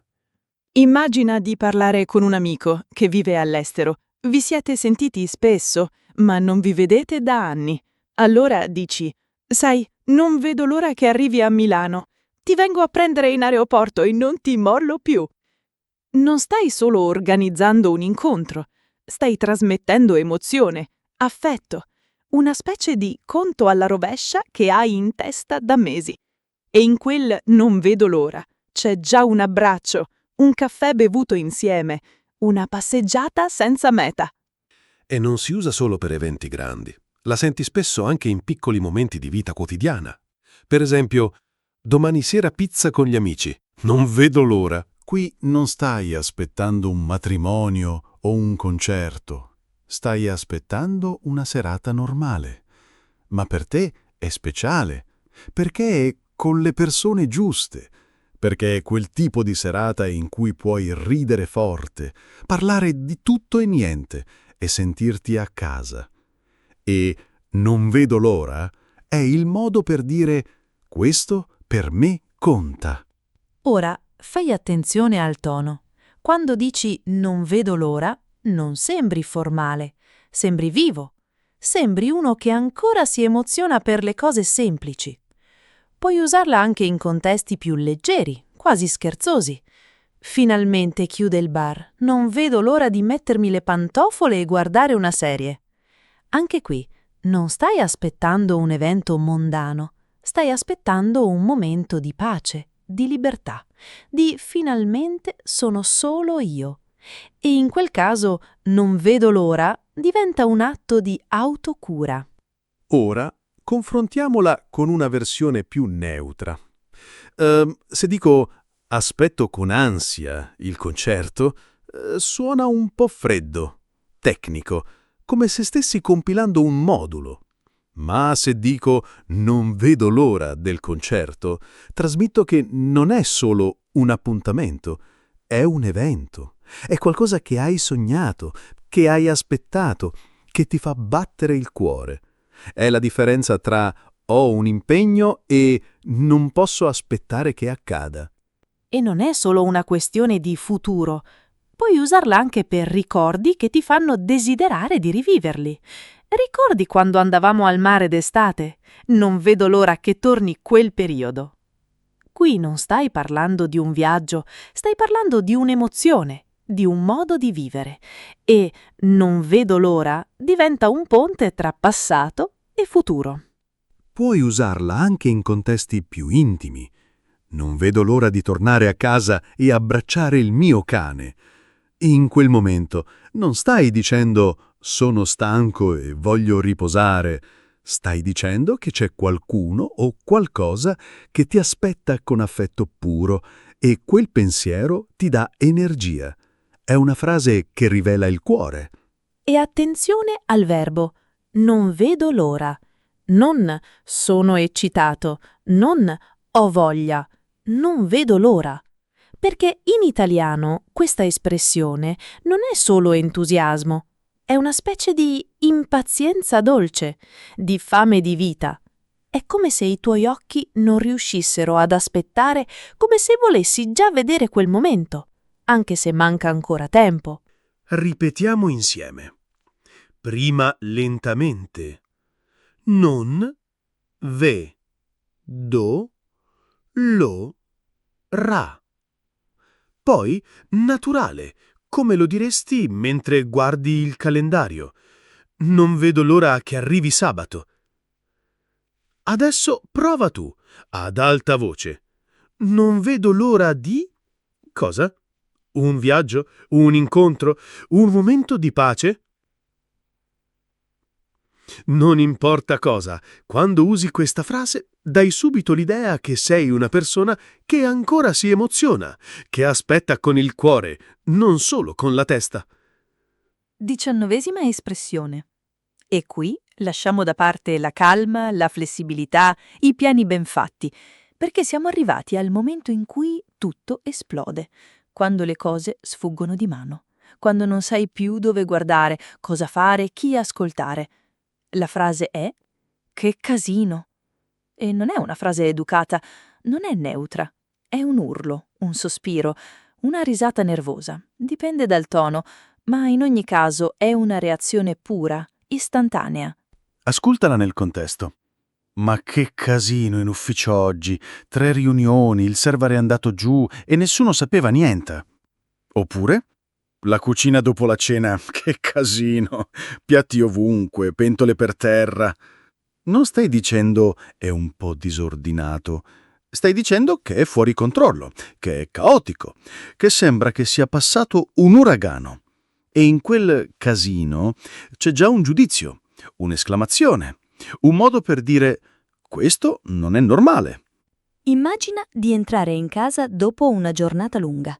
Hai appena aperto la porta. Bambini che urlano, il cane che corre con una scarpa in bocca, il lavandino pieno, la TV a palla. E tu, fermo sulla soglia, dici «Ma che casino!» Non stai gridando, non stai arrabbiandoti, stai solo constatando la realtà. E in quel momento non serve altro, perché quella frase dice tutto. È una frase di rilascio, di riconoscimento. E non si usa solo per il disordino fisico. La senti spesso anche in contesti emotivi, sociali, organizzativi. Per esempio, questa riunione è un casino totale. Ognuno parla, nessuno ascolta, non si è deciso niente. Qui non stai criticando le persone, stai descrivendo il clima, il flusso, la mancanza di ordine. Ed è proprio questo il punto. Che casino non è mai solo una questione di oggetti. È una questione di caos, di mancanza di regole, di energia dispersa. E ora fai attenzione al tono, perché questa frase può essere usata in tanti modi diversi. Può essere arrabbiata. Ma che casino hai combinato con i documenti? Può essere divertita. Ieri sera a casa di Marco, che casino! Abbiamo ballato fino alle 4. Può essere rassegnata. Il traffico in centro a Natale. Che casino. E in ogni caso funziona, perché tutti capiscono che stai parlando di qualcosa di fuori dall'ordinario, di intenso, di difficile da gestire. Puoi usarla anche in senso più leggero, quasi affettuoso. La mia famiglia a Natale, che casino! Ma lo amo. Qui non stai dicendo che vorresti silenzio, stai dicendo che il caos, a volte, è segno di vita, di calore, di persone che si vogliono bene e parlano tutte insieme. E che casino diventa un modo per dire è caotico, ma è bello. Ora confrontiamola con una versione più neutra. Se dico c'è un po' di disordine, è un'osservazione fredda, quasi distaccata. Ma se dico che casino, trasmetto emozione, reazione, un legame con quello che vedo. È la differenza tra noto un problema e vivo un momento. E non è solo una questione di intensità, è una questione di condivisione. Perché quando dici che casino, non lo dici mai da solo. Lo dici per essere sentito, per creare un'intesa. Se sei in ufficio e qualcuno entra e dice «Che casino qui!» e tu rispondi «Già», in quel momento non avete bisogno di altro. Vi siete capiti. Avete condiviso lo stress, la fatica, il momento di caos. Puoi usarla anche in contesti più ampi. Il sistema sanitario in questo periodo? Che casino! La burocrazia italiana? Che casino! Qui non stai parlando di un singolo evento, stai parlando di un sistema, di una condizione permanente. E in quel casino c'è tutta la frustrazione di chi ci vive dentro. Ripetiamo insieme. Prima lentamente. Che casino. Poi naturale, come lo diresti entrando in una stanza piena di roba.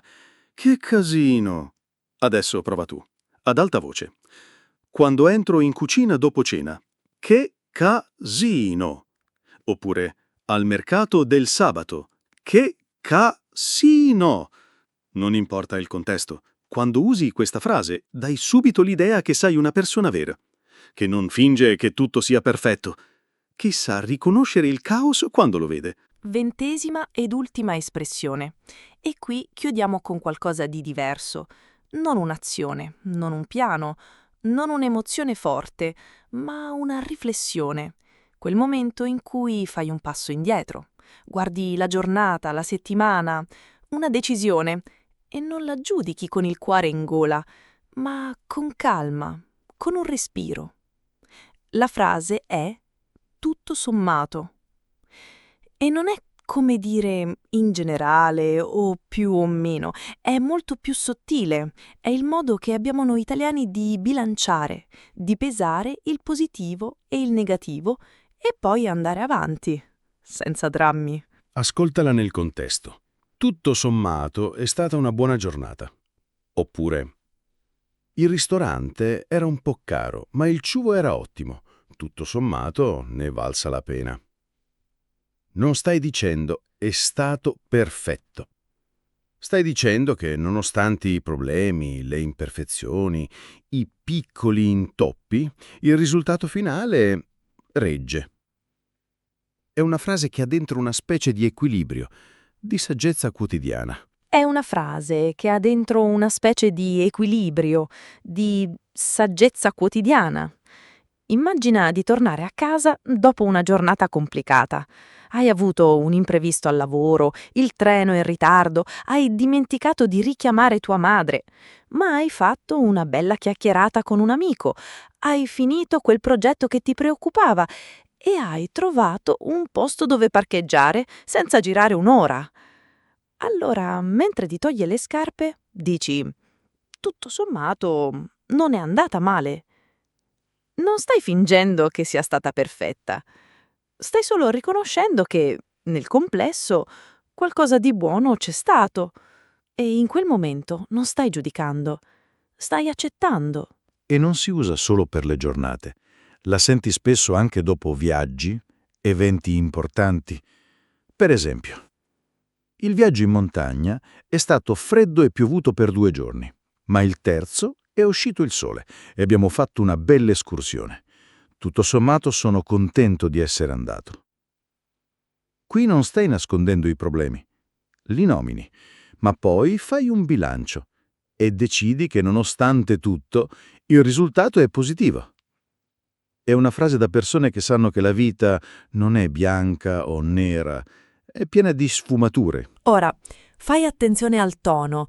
Quando dici tutto sommato, non sembri entusiasta, non sembri deluso. Sembri uno che ha visto, che ha vissuto e che ora tira le somme. Puoi usarla anche in contesti più leggeri. La festa era un po' caotica, gli amici di Marco bevono troppo, ma ho riso tanto. Tutto sommato, mi sono divertito. Anche qui non stai dicendo è stato perfetto, stai dicendo c'erano dei difetti, ma il cuore della serata era buono. È una frase che salva le esperienze imperfette. Ora, confrontiamola con una versione più semplice. Se dico in generale è andata bene, è un'affermazione vaga, senza peso. Ma se dico tutto sommato è andata bene, trasmetto che ho fatto un processo mentale, che ho considerato i pro e i contro, che non sto giudicando con leggerezza. È la differenza tra dire dico una cosa e ho riflettuto. E non è solo una questione di opinioni. Puoi usarla anche per decisioni pratiche. Il lavoro è lontano e lo stipendio non è altissimo, ma l'ambiente è bello e imparo tanto. Tutto sommato, lo accetto. Qui non stai prendendo una decisione a cuor leggero, stai pesando, valutando e alla fine scegli. E, tutto sommato, è il momento esatto in cui chiudi il cerchio. Puoi usarla anche in senso più ironico, ovviamente. Mi sono bruciato l'aceno, ho perso il treno e il cane ha rovinato il divano. Tutto sommato, potrebbe essere andata peggio. Anche in questo caso non stai minimizzando. Stai usando l'ironia per sopravvivere al caos, perché sai che anche nei giorni neri c'è sempre un piccolo spazio per dire poteva essere peggio. E attenzione alla posizione nella frase. Spesso, tutto sommato, arriva dopo, non all'inizio. Non dici, tutto sommato è stata una giornata buona. Più spesso dici, è stata una giornata strana, piena di imprevisti, ma tutto sommato è andata bene. Arriva come un respiro, come una conclusione matura. Ripetiamo insieme, prima lentamente. Tut, to, som, ma. To. Poi, naturale, come lo diresti mentre chiudi gli occhi la sera. Tutto sommato, non mi lamento. Adesso prova tu, ad alta voce. Tutto sommato, cosa? È stata una buona settimana. Ne è valsa la pena. Mi sento in pace. Non importa cosa aggiungi. Quando usi questa frase dai subito l'idea che sai guardare la vita con equilibrio, che non ti fai prendere dal panico, che sai che a volte basta che le cose reggano nel complesso. Eccoci alla parte che fa la differenza, perché non vogliamo che tu chiuda questo episodio e dica solo «Ho ascoltato». Vogliamo che tu chiuda e dica «L'ho usata, l'ho sentita mia». Quindi ora niente teoria, niente spiegazioni, solo voce, solo ripetizione, solo pratica vera. Ti guideremo noi, frase per frase. Prima la senti pronunciata in modo naturale, come la diremo tra noi. Poi ti diamo il tempo di ripeterla ad alta voce. Non una volta, 2. La prima per provare, la seconda per sentirla fluire. Non devi essere perfetto, devi solo provare. E ogni volta che la tua voce esce, stai costruendo un nuovo riflesso, un nuovo automatismo. Cominciamo piano. Mettere a posto. Ripeti con me. Mettere a posto. Ancora. Mettere a posto. Sistemare. Mettere a posto la cucina. Sistemare le idee. Mettere a posto una questione. Ripeti. Sistemare. Ancora. Sistemare. Ora andiamo con la prossima. Mettere in ordine. Ripeti, mettere in ordine. Ancora, mettere in ordine. Il piano di battaglia. Il piano di battaglia è chiaro. Oggi finiamo tutto entro le 5. Ripeti, il piano di battaglia. Ancora, il piano di battaglia. Continuiamo. Sbrigare. Ripeti, sbrigare. Ancora, sbrigare. Occuparsi di. Devo sbrigare una pratica. Mi occupo io di chiamare. Ripeti, occuparsi di. Ancora, occuparsi di. Passiamo a quelle che riguardano il tempo. Togliersi il pensiero. Ripeti, togliersi il pensiero. Ancora, togliersi il pensiero. Rimandare. Ho rimandato troppo. Meglio togliersi il pensiero ora. Ripeti, rimandare. Ancora, rimandare. Ora, le frasi di movimento, di azione vera. Fare un giro di telefonate. Ripeti, fare un giro di telefonate. Ancora, fare un giro di telefonate. Muoversi. Tra 10 minuti mi muovo. È ora di muoversi. Ripeti, muoversi. Ancora, muoversi. E quelle di gesto, di vicinanza. Passare a prendere. Ripeti, passare a prendere. Ancora, passare a prendere. Dare un passaggio. Passo a prendere il pane. Ti do un passaggio volentieri. Ripeti, dare un passaggio. Ancora, dare un passaggio. Ora, le frasi di flessibilità, di vita che cambia. Vediamo come va. Ripeti. Vediamo come va. Ancora. Vediamo come va. Fare un salto. Faccio un salto in banca. Vediamo come va domani. Ripeti. Fare un salto. Ancora. Fare un salto. Ed ecco quelle con un po' di peso. Buttar via. Ripeti. Buttar via. Ancora. Buttar via. Avere a che fare con. Non voglio più avere a che fare con quella gente. Buttar via il cibo è un peccato. Ripeti. Avere a che fare con. Ancora. Avere a che fare con. Continuiamo con le situazioni di coinvolgimento. Essere in ballo. Ripeti. Essere in ballo. Ancora.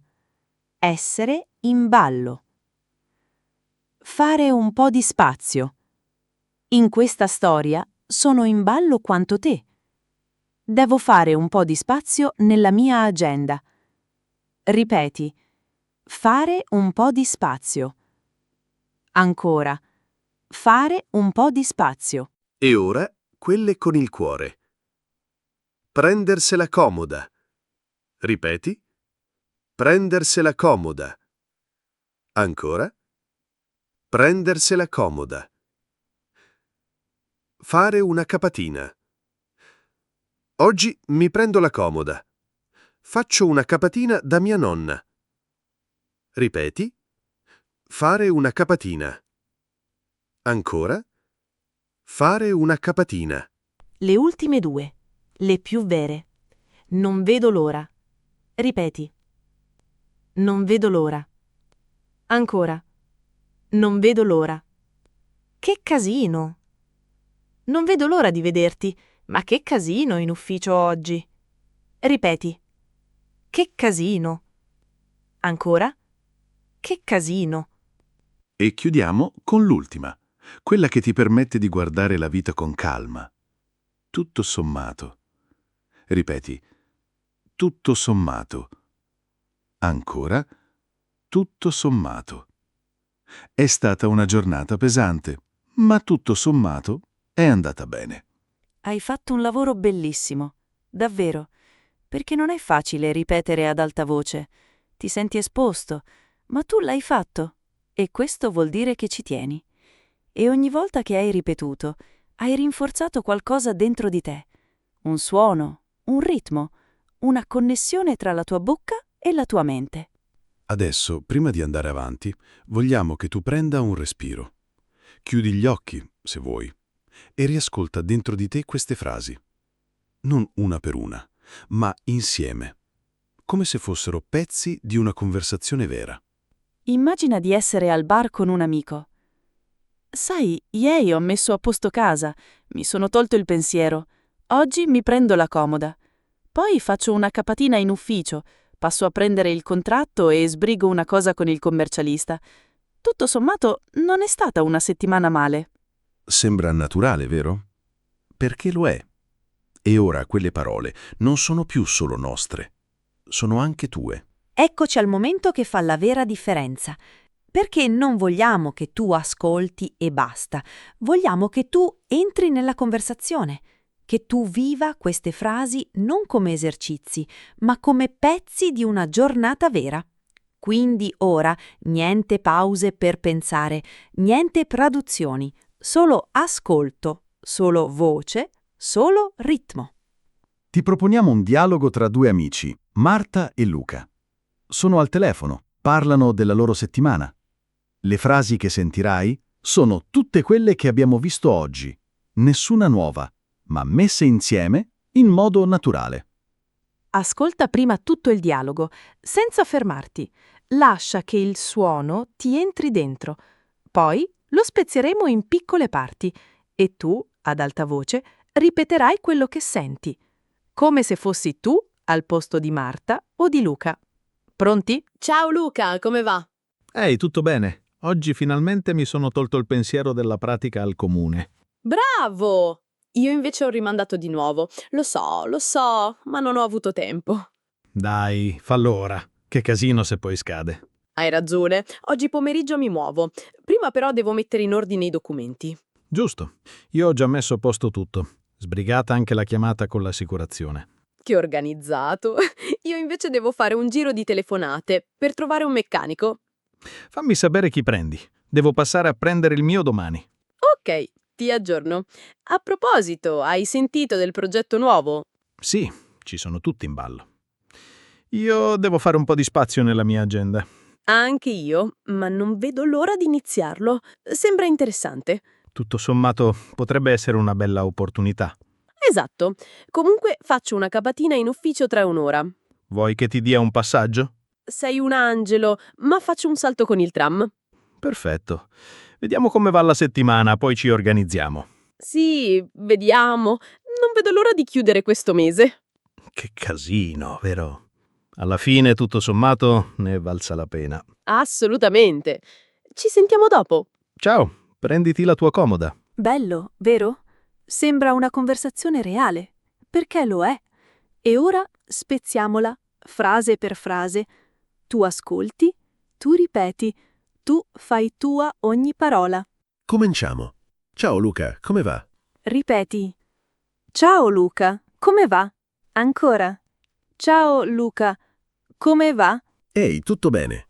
Oggi finalmente mi sono tolto il pensiero della pratica al comune. Ripeti. Oggi finalmente mi sono tolto il pensiero della pratica al comune.